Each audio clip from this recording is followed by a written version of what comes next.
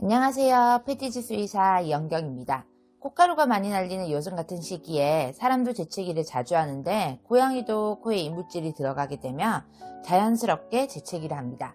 그런데 일시적으로 하는 고양이 재채기는 걱정할 필요가 없지만 지속적으로 하게 된다면 가볍게 여겨서는 안 됩니다. 오늘은 고양이의 재채기 원인에 대해 알려드리겠습니다. 재채기는 코점막을 자극하게 되며 이를 제거하거나 가려움증을 해소하기 위해서 나오는 자연스러운 반응입니다.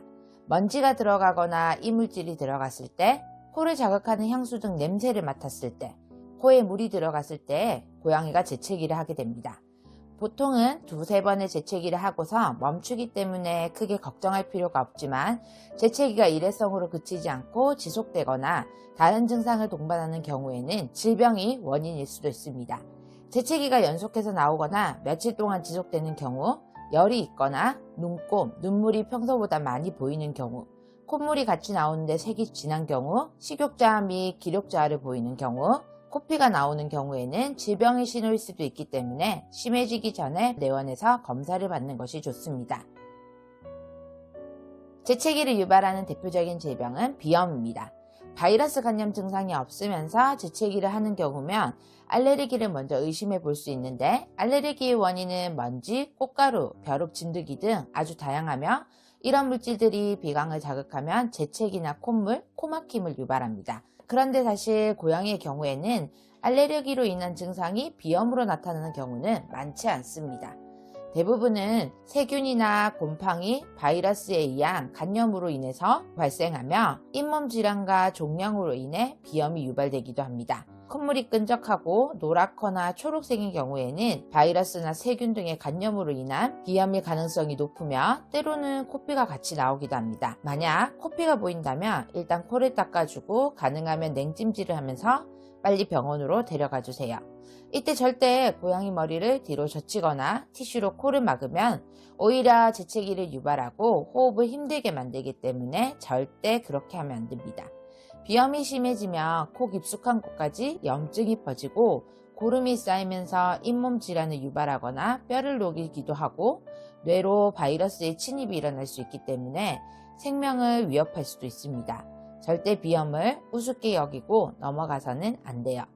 고양이 재채기를 일으키는 두 번째 원인은 잇몸 질환입니다. 이빨에 염증이 생겨서 심해지면 세균이 코까지 들어가서 고름을 동반한 재채기를 유발합니다. 따라서 고양이의 구강관리도 건강을 위해 항상 신경 써야 합니다. 세 번째는 감기입니다. 고양이가 감기에 걸리면 재채기를 하면서 콧물이 흐르거나 눈물이 많이 흘리고 기침을 동반합니다.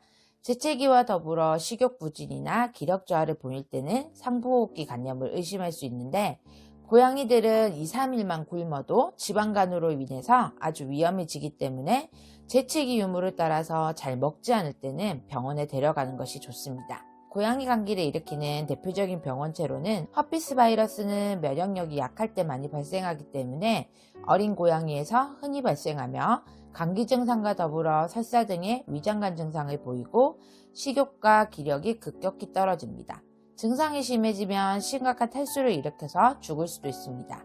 어린 고양이에게는 사망률이 높은 위험한 질병이기 때문에 어린 고양이의 재채기를 가볍게 여겨서는 안 됩니다. 칼리시 바이러스는 감기 증상과 같이 구내염을 보이는 게 특징이며 입안이 아프기 때문에 밥을 잘 먹지 못하고 침을 많이 흘립니다. 더 심각해지면 폐렴으로 이어질 수 있기 때문에 빨리 병원으로 가는 것이 좋습니다. 재채기를 예방하기 위해서는 일단 생활 환경을 청결하게 관리해주는 것이 중요합니다. 청소와 환기를 자주 해주고 건조한 계절에는 꼭 가습기를 틀어서 적정 습도를 맞춰주세요. 향수나 담배 냄새 등과 같이 고양이에게 자극이 될 수 있는 냄새는 제거해주고 장난감이나 용품도 주기적으로 소독해주는 것이 좋습니다. 또 면역력 강화를 위해서 영양제를 복용하거나 영양 보충을 해주는 것도 좋습니다. 가장 중요한 것은 보호자의 관심입니다. 고양이는 특히 아픈 것을 내색하지 않기 때문에 재채기인지 기침인지 소리가 어떠한지 몇 번을 하는지 밥은 잘 먹고 잘 움직이는지에 대한 보호자의 세심한 관찰이 필요합니다.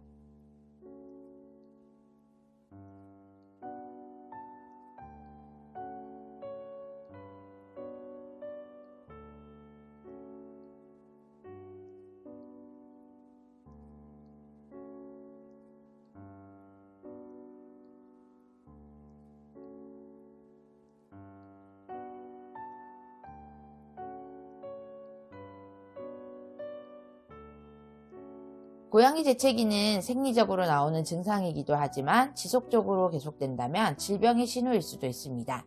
지속되는 재채기와 다른 증상들이 같이 동반되는 경우에는 가볍게 여기지 마시고 병원으로 데려가야 합니다. 지금까지 수의사가 알려주는 고양이 재채기 편이었습니다. 이와 관련하여 더 궁금하신 점은 아래 댓글이나 저희 패디지 웹으로 문의 부탁드립니다.